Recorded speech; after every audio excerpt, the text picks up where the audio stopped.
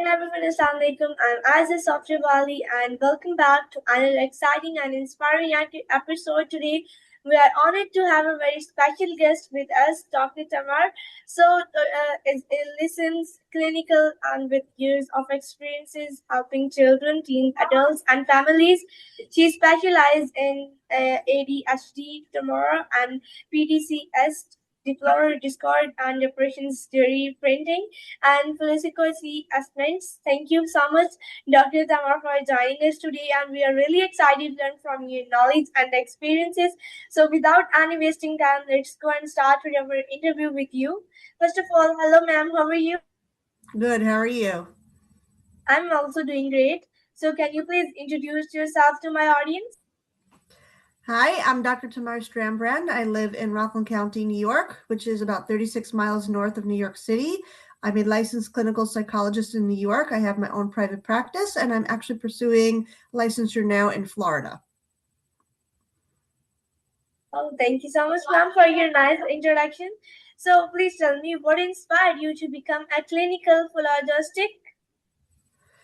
I was a occupational therapist for a little bit over 20 years. I worked in schools with children with developmental disabilities and autism, and I enjoyed it, but I wanted to do something else. So when I was a mother of three very small children, my husband was wonderful and very supportive, and he put me through school. He helped me. We did it one class at a time, and it took 13 years to get the doctorate degree, but I got it in during COVID. I sat for my dissertation, and so don't ever think that if you have a dream or a goal, that even if it takes longer, you can still accomplish it. Yeah, you are right. Thank you so much for your nice answer, ma'am.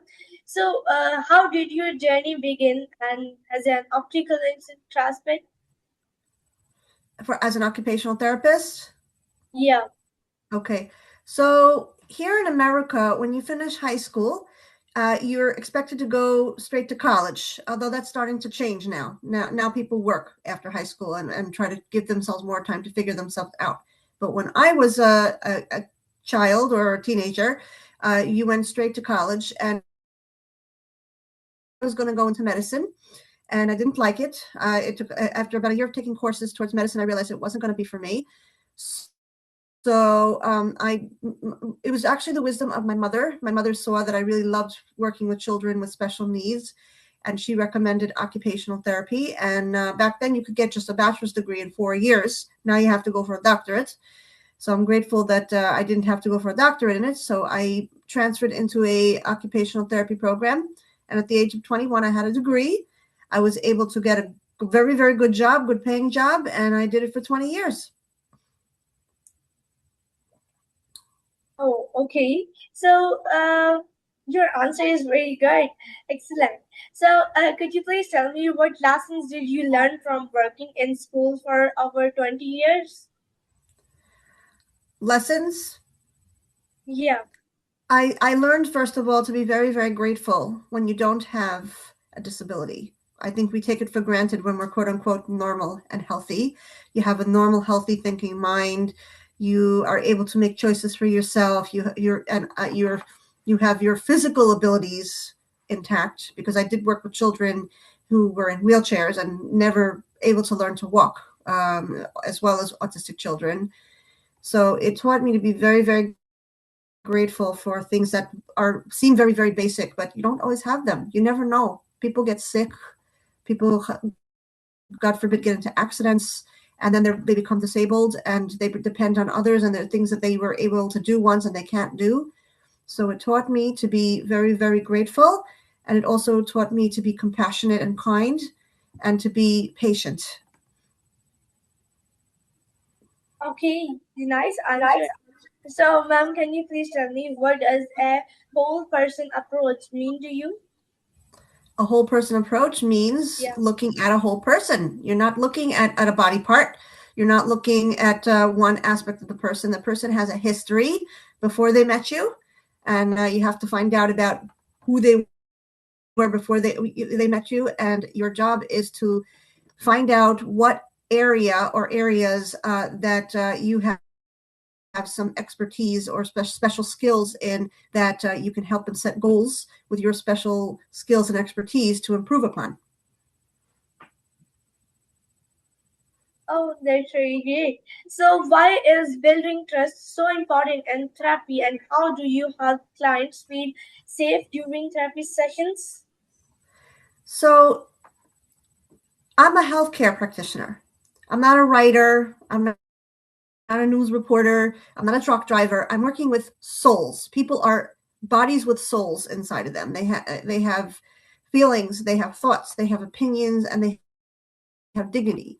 So a whole-centered approach is critical because you have to work with the entire person. You're not just working with the person in the minute that you're seeing them. There's more to them. And oftentimes when I failed to do that and I just focused on what I wanted to focus on, I hit raw nerves and people got upset and they said, you don't understand me and this is not what I want help with. This is what I want help with. So a whole-centered approach is remembering that the past, the present, and thinking about the future of the person, their goals, what's important to them, and working with them on that level. Oh, that's really great. So, okay, tell me what are the early signs of autism that parents should know? What parents should know about their children? Yeah. Parents should love their children just the way they are. It's a little hard. I'm a parent now. I have 3 teenagers, and sometimes we parents we tend to have dreams for our kids, and we want our kids to become a certain way or become go into a certain profession, and we want our children to make us proud, and that's not their job. Our job is to love our children and to see what their strengths and are and what they're good at, and to encourage them and to help them set goals and to push them in the direction that we see is their goals. But if their goals are not what we think we see and we know are right, it's our job to encourage and to give advice with permission, you know, but to also allow our children to become who they're meant to become and to love them just the way they are. Oh, okay. So, at what age should parents seek at autism evolution, and what are some common myths about autism? Okay, so the earlier you can get your child evaluated, the better. I've done children as young as toddlers, 1 and 2 year olds, but sometimes parents can't see the difference at that age. Whenever you can get your child evaluated when you see the signs. So common signs of autism in young children that don't necessarily speak, but not speaking could be a sign. Like if a child's 5 years old and they're still not speaking, that could be a sign of autism. It can also be self-injury. And self-injurious behaviors. Sometimes children bang their heads, they bite themselves, they scratch themselves. Children can be constantly in motion and not able to sit still. They're not understanding when you're trying to direct them and tell them things or do things. They are not interested in playing with other children their age. They either prefer adults or to play by themselves. Younger children also engage in very, very repetitive behaviors with certain kinds of toys. Or certain types of behaviors can include flapping their hands, jumping up and down, making what we call silly noises with their mouth. It could be very, very poor coping skills like banging their heads against the wall, scratching themselves, or they could become very, very violent towards other people, hitting other people, scratching them, pushing them. And for children who are younger who can speak, another sign of autism is very, very rigid beliefs. They think that they see the world a certain way, and it's pretty normal for children to see things a certain way. But these children, they see the world only a certain way, and they don't consider other people's points of view. For example, if they see a ball, they say it's an apple, and you say it's a ball. No, it's apple. And you keep even if you bounce the ball and you try to show them you can't eat it, they'll still say it's an apple. So that's an example. These are early signs of children with autism. And Now we're starting to realize that people may have had autism their whole life, even though they were high functioning. So in older teens and young adults, we can test them and diagnose them with what we call autism spectrum, which means that they have autism, but it's not severe. And usual signs of autism spectrum in older people, teenagers and adults, will be, again, rigid thinking. They can't see other people's point of view, and they have a hard time with friendships because of that, because people want others to care about what they're thinking. They may have some stereotype behaviors like rocking or wiggling their fingers or making silly noises with their mouths, but it's mostly in the social and interpersonal. And they have a very, very difficult time not being in a schedule. If they're on a schedule and then something happens and there's no schedule, they fall apart. Oh, that's really great. So, can you please tell me what does success mean to you? Success to me means being happy with what you're doing, always striving for more, having goals, and also being a person that has a vision of what they want and working towards it, and making sure that you're maintaining a proper balance with your relationships, with your family, with your self-care, and never forgetting that that work is not everything. It's important, but yeah, the people in your life, and including yourself, are an important part of it and shouldn't be forgotten in the process. Oh, thank you so much, ma'am. So, can you please tell me what is your biggest achievement? My biggest achievement is my family. I'm in my late 40s now, and I'm married for about 20 years, and I have 3 children who are healthy and amazing and wonderful. And and we live in a community, and we have nice friends, and we have our families too, our parents, the cousins, aunts, uncles, and grandparents. And I think that these are the most important successes in life: is the people that you build and the people that you build loving relationships with, and everything else is just a byproduct of that. Oh, thank you so much, ma'am. So, can you please tell me what is your happiest moment with your family? You are very enjoy on this moment. My happiest moment was definitely the birth of my children. I have 3 of them, and two are twins. So I've been pregnant twice, carried babies to term twice, and holding them in my arms for the first time was the most amazing, beautiful, incredible, no words to describe it moment. Oh, okay. So, how can schools better support autistic students? So I think schools in America, in particular, are doing a really, really good job supporting autistic children now. There's more money being allocated by the government to pay for services for these children. I think that schools need to do a little bit more training with the teachers that work with these children to help them understand the children better and to learn to be more patient, and also to do a little bit more prevention work. I think that what happens is when an autistic child acts out, there were warning signs, and I've noticed that, and that people tend to ignore or forget the warning signs, and then when the child acts out, it's already too late, and then they get very defensive, and they are very, very quick to deal with the behavior in ways that are not helpful to the child. It just makes the child more agitated.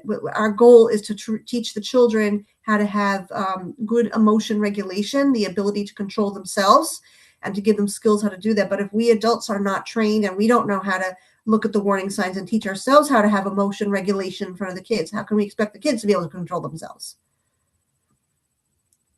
Oh, that's really amazing. Good job.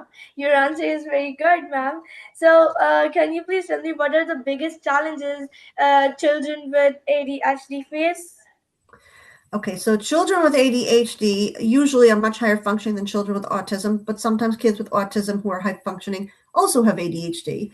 I think some of the biggest challenges they have are, in addition to focus, it's not that they can't focus, they can focus. It's the shifting of attention, meaning the ability to pay attention to something and then be pulled to something else and then go back to the original thing they were doing. They get derailed in those situations. So they need to learn skills on how to be able to be flexible with their thinking so that when they are being asked to shift their attention to something else and they have to go back to the original thing, they don't fall apart and get angry and upset and frustrated and end up melting down. They really, really need to learn coping skills. They also need to learn self-care. It's very, very important for children with ADHD to learn how to sleep properly, at least 8 hours a night, go to bed at a regular time to keep a routine. I think that they also need to learn proper diet because they tend to eat junk food a lot, and that's not good for a child who's already struggling with attention. They also need to learn social skills and friendship, what that's about, because I think one of the things that a lot of people with ADHD struggle with is the quality of relationships and being able to start and keep relationships because of the emotional struggles that they deal with their brain. Oh, that's really great. So, can you please tell me your life is like you have a moment, you're very sad on this moment, like you're very lifeless, your lesson like moment. My saddest moment, Yeah. I've had many. I mean, many. We don't go through life only being happy, right? But I think one of my saddest moments was the death of my grandparents. They died. They died many years apart from each other, but they were my closest people. They were my best friends when I was growing up, and they went through a lot. They survived the Holocaust in Europe. And yet, even though they survived that and they lost their families and they lost their friends and they had no money and they had to build everything from scratch in a new country, they were such brave, courageous people, and they were kind. Even after everything they went through, it was amazing to have seen people so resilient and remain so kind and loving and caring, and they took care of people around them. And they're the people I had the closest relationship with that I can think of in my lifetime. Oh, that's like very saddest moment. So, what advice do you have for students with ADHD students? Can you say that again? Yeah, I'm saying that like, what advice do you have for students with ADHD? So, the advice I have for students with ADHD is that everything as far as your success depends on you and your ability to be in control of your emotions. And that doesn't mean being perfect, it means being patient with yourself. It means giving yourself the ability to be flexible with yourself and flexible with other people, and taking good care of yourself, eating properly, getting exercise, and taking proper breaks. Also, I think that people with ADHD, when they get involved in something, they get so involved in it that if they get pulled away from it, they get very frustrated because it's very hard for them to get back into it. So be patient with yourself. Learn to do things in steps, have routines, take good care of your body, and never be afraid to ask for help. Never be embarrassed to ask for help. And don't see yourself as your ADHD. You don't have a disability, you have a superpower. They happen to call it ADHD. Oh, okay. So, how can parents support children with ADHD at home? So parents need to learn what ADHD is and what ADHD isn't. And there's a lot of workshops available for that. I even am certified in a workshop that was created by PTS Coaching. The lady who created it is named Cindy Goldrich. And I'm able to go into schools and teach teachers as well as work with parents on how to manage the needs of children with ADHD. And I think that what parents with ADHD, with children with ADHD need to learn is they need to be knowledgeable of what ADHD is, and they need to go out there and learn skills on how to manage the needs of their children, but not manage their children. It's the difference. They don't need to be on top of their children all the time. They don't need to be strict with their children.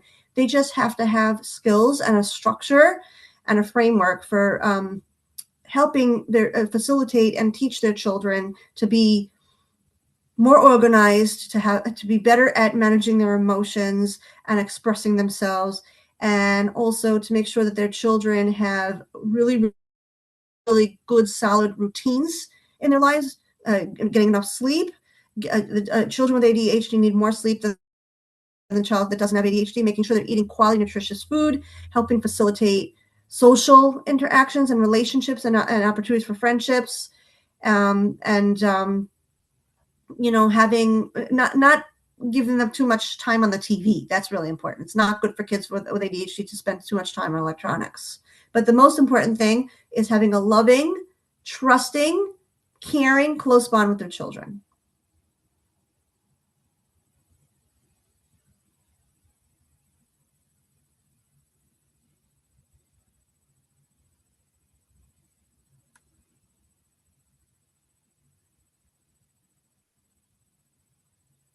Oh, sorry, ma'am. I have a important call. I'm so sorry. I apologize. No So, problem.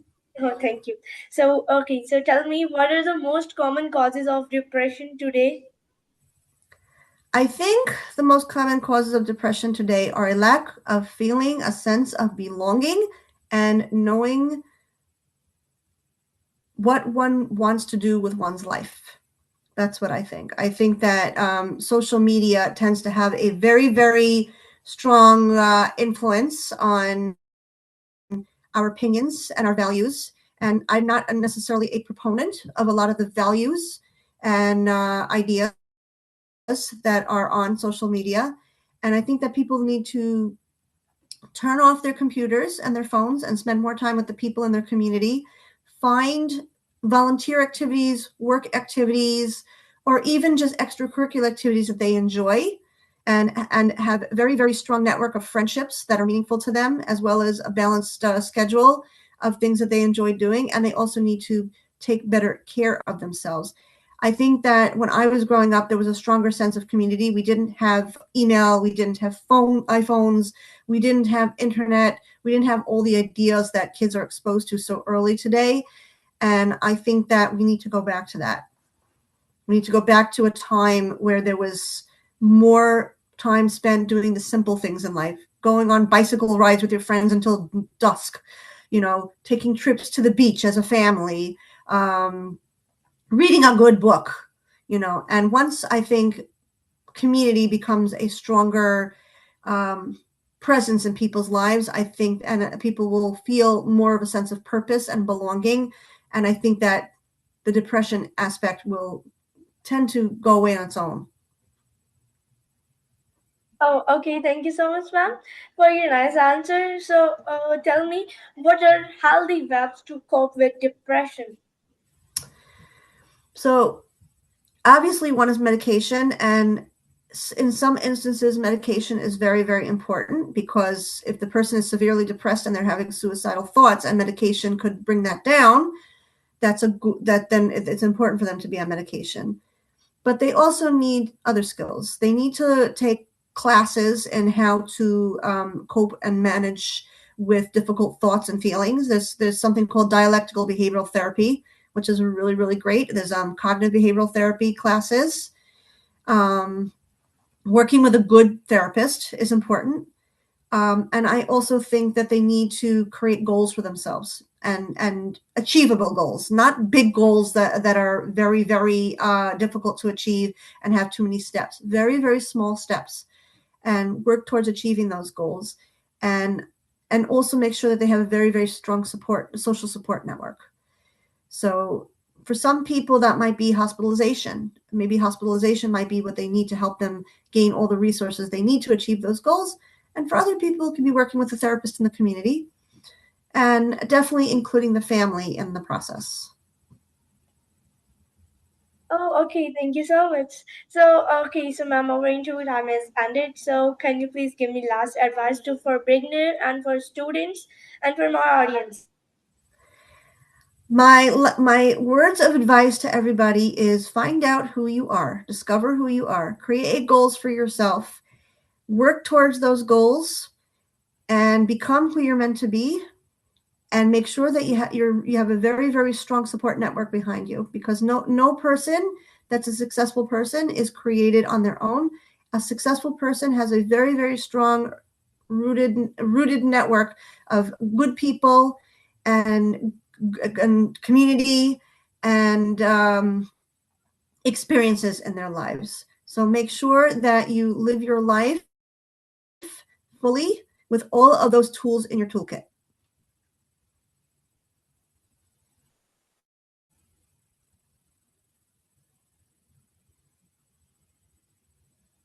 Oh, okay. Thank you so much, ma'am, for your nice advice and you giving me very, very wonderful interview. Your answer is very excellent. You great job. You're a very grateful person. Okay, thank you so much, ma'am, for sharing your valuable knowledge, inspiring experiences, and thoughtful advice with us today. And your insight into mental health, like emotional well-being, will surely help and inspiring many people around the world. And thank you to our wonderful viewers and listeners for joining us. Don't forget to like, share, and subscribe for more inspiring interviews and conservation. Take care of yourself, stay kind, and remember your mental health matters. So, see you in next episode. Thank you so much.